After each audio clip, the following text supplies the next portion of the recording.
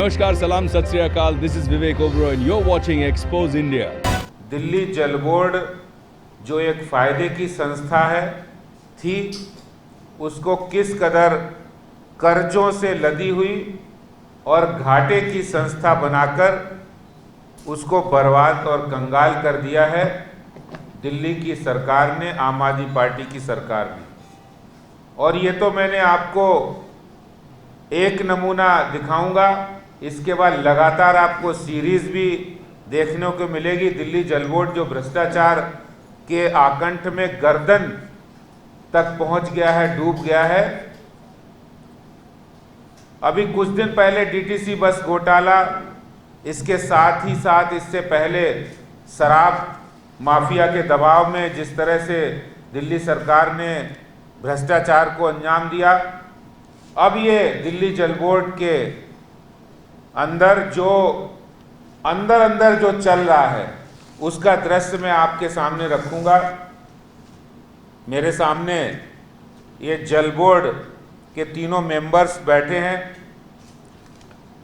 जल बोर्ड की, दिल्ली जल बोर्ड की 153 मीटिंग जो 1/10/2020 को हुई थी, उसके अंदर ये एक टेंडर इन्होंने किया और वो टेंडर था, छोटा मोटा टेंडर नहीं था, वो 280 करोड़ रुपए का एक टेंडर था।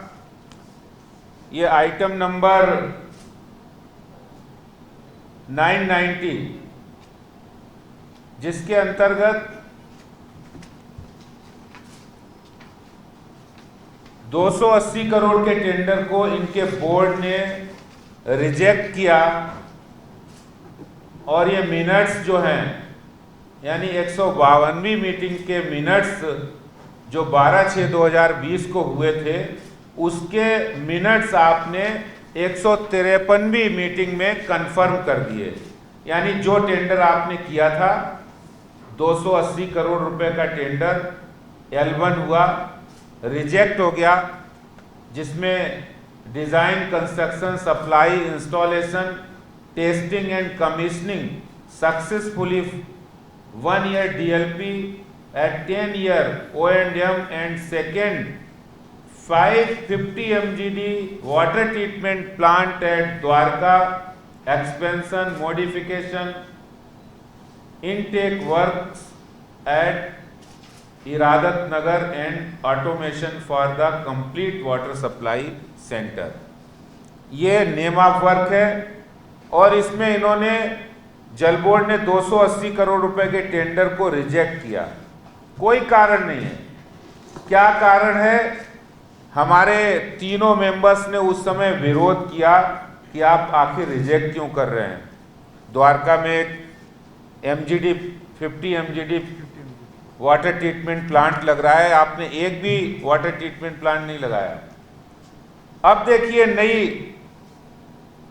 फिर एक साल के बाद ये 157वीं यानी 157वीं मीटिंग में दिल्ली जल बोर्ड ने एक नया कारनामा किया है। 8/7/2021 को इस मीटिंग के अंदर उस जो आपने टेंडर की रिजेक्शन को कंफर्म किया था, उसी टेंडर को, उसी कंपनी को बिना टेंडर किए दोबारा से उसको टेंडर दिया, अवार्ड किया, वर्क ऑर्डर दिया। ये देखिए, resolution number 1150, item number 352, design, construction, supply, installation, testing and commissioning successfully 1 year DLP and 10 year O&M and second 50 MGD water treatment plant at Dwarka expansion so and so. This is the board considered the proposal contained in letter so and so of chief engineer resolved to approve the award of work in favor of so and so। आप देखिए, rejection किया, confirm किया, उसके बाद आपने उसी company को दोबारा टेंडर दिया। ना तो आपने रिजेक्शन का कारण बताया, ना दोबारा अवार्ड करने का कारण बताया। तो 1 साल के बाद आपने जब उस काम को किया तो दिल्ली के जल बोर्ड, दिल्ली के मुख्यमंत्री, दिल्ली जल बोर्ड के चेयरमैन इस बात का जवाब दे कि उन्होंने किस ग्राउंड पर रिजेक्ट किया था। पहले तो वो जवाब दे कि उन्होंने किस ग्राउंड पर रिजेक्ट किया था। क्या कोई परसेंटेज का ग्राउंड था? क्या कोई ब्लैकमेलिंग थी? क्या कोई बार्गेनिंग थी? जवाब देना पड़ेगा।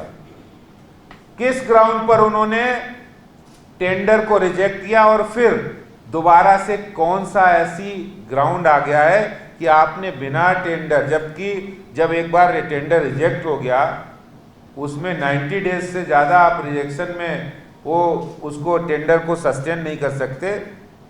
ये मैं नहीं कह रहा हूँ, सीवीसी की गाइडलाइन है कि कोई भी टेंडर आपने रिजेक्ट किया और अगर वो उसको आप सस्टेन करता है तो 90 डेज का पीरियड होता है। फिर आपने दोबारा उसको एक्सेप्ट कर लिया रिजेक्ट करने के बाद, तो आपने वो कौन सी ग्राउंड थी, वो कौन सी ग्राउंड थी, कितनी परसेंटेज की ग्राउंड थी जो आपने रिजेक्ट को टेंडर को एक्सेप्ट कर लिया। यानी दिल्ली जल बोर्ड के अंदर ये चल रहा है भ्रष्टाचार का समुद्र। यानी एक नहीं, ये देखिए मैं दिल्ली जल बोर्ड के तमाम ऐसे रेजोल्यूशन दिखाता हूं जो खेल चल रहा है कि एक बार टेंडर होता है, बोर्ड में लाया जाता है, फिर डेफर किया जाता है, बार्गेनिंग की जाती है और उसके बाद उसी डेफर टेंडर को दोबारा से अवॉर्ड कर दिया जाता है। डेफर नहीं है दोस्तों, ये तो रिजेक्ट का केस है, नॉट ओनली डिफर। डिफर भी जब कोई केस होता है बोर्ड की मीटिंग में, अगर कोई केस डेफर होगा तो वो भी 90 डेज के बाद दोबारा अपीयर हो सकता है। ये सीवीसी की गाइडलाइन है, ये एडमिनिस्ट्रेटिव गाइडलाइन है। कोई टेंडर अगर कोई डेफर कर रहे हैं तो आपको उसका पूरा कारण बताना पड़ेगा। आपकी टेक्निकल सैंक्शन होती है, एस्टीमेट बनता है, उसकी टेक्निकल सैंक्शन हुई, पहले एस्टीमेट बनेगा, टेक्निकल सैंक्शन होगी, डिजाइन सैंक्शन होगी, एस्टीमेट सैंक्शन होगा, उसकी कास्ट शेड्यूल के हिसाब से उसकी कॉस्टिंग होगी और उसका मार्केट रेट वेरिफिकेशन होगा। ये सारे प्रोसेस होने के बाद जल बोर्ड में आता है, बोर्ड में। और ये हालात जल बोर्ड के अंदर हैं जब से दिल्ली के जल मंत्री सत्येंद्र जैन जल बोर्ड के चेयरमैन बने हैं, तब से लगातार दिल्ली जल बोर्ड के एक एक आइटम, एक एक टेंडर पे बार्गेनिंग और भ्रष्टाचार का अड्डा बना दिया है। यानी फिश मार्केट बन गया है जल बोर्ड, मछली बाजार बना दिया है इन लोगों ने जल बोर्ड को। और वो भी दिल्ली के बहुत ही अपने आप को ये कहते थे, ना गाड़ी लूंगा, ना बंगला लूंगा, ना सुरक्षा लूंगा, और ईमानदारी की दुहाई देने वाले मुख्यमंत्री की नाक के नीचे आज जल बोर्ड के अंदर भ्रष्टाचार चरम सीमा पर पहुंच गया है। तभी दिल्ली के अंदर हालात ये हैं कि दिल्ली में ना तो ड्रेनेज सिस्टम काम कर रहा है, ना वाटर सप्लाई सिस्टम काम कर रहा है, ना आपके ट्रीटमेंट प्लांट काम कर रहे हैं, ना यमुना जी पर एसटीपी प्लांट लगे हुए हैं। ये हालात हैं क्यों?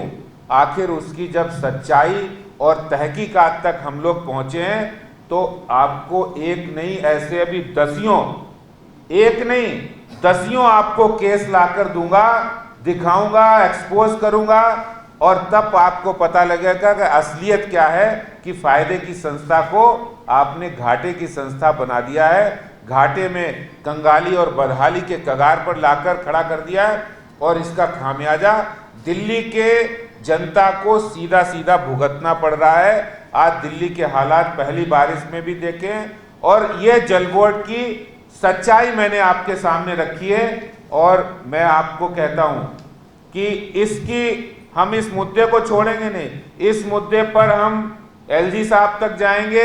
इस मुद्दे की जांच सीवीसी से होनी चाहिए और इस मुद्दे को विधानसभा के स्तर पर भी उठाया जाएगा। इस मुद्दे को हम जनता के बीच भी ले जाएंगे कि पहली आपकी नाकामी, आपने कोई वाटर ट्रीटमेंट प्लांट बनाया नहीं, जो भी काम आप करते नहीं, और कर लिया तो उसमें करप्शन किया, भ्रष्टाचार किया। नियमों का उल्लंघन किया। ये इनकी नीयत है, जो असली नीयत मैंने आपके सामने रखी है कि जल बोर्ड को भ्रष्टाचार का अड्डा, मछली बाजार बनाने की जो दोषी है वो दिल्ली के मुख्यमंत्री हैं, और ये सच्चाई है। इसीलिए दिल्ली जल बोर्ड का आज तक कोई ऑडिट अकाउंट नहीं हुआ है। ये जो हम भारतीय जनता पार्टी लगातार इस मुद्दे को उठा रहे थे, तो ये इसीलिए ये लोग नहीं कर रहे क्योंकि अंदर तो गड़बड़ घोटाला है, अंदर तो बार्गेनिंग हो रही है, अंदर तो परसेंटेज का खेल चल रहा है कि कितना परसेंटेज देंगे। पहले कम दे रहे थे इसलिए आपका टेंडर हमने रिजेक्ट कर दिया, अब आप ज्यादा दे रहे हैं तो आपका टेंडर पास कर दिया। तो ये जो परसेंटेज का खेल चल रहा है, अकाउंट ऑडिट नहीं हो रहा है, ये असलियत आपके सामने मैंने रखी है। बहुत बहुत धन्यवाद। Hi, this is Vidya Balan and you're watching Exposed India.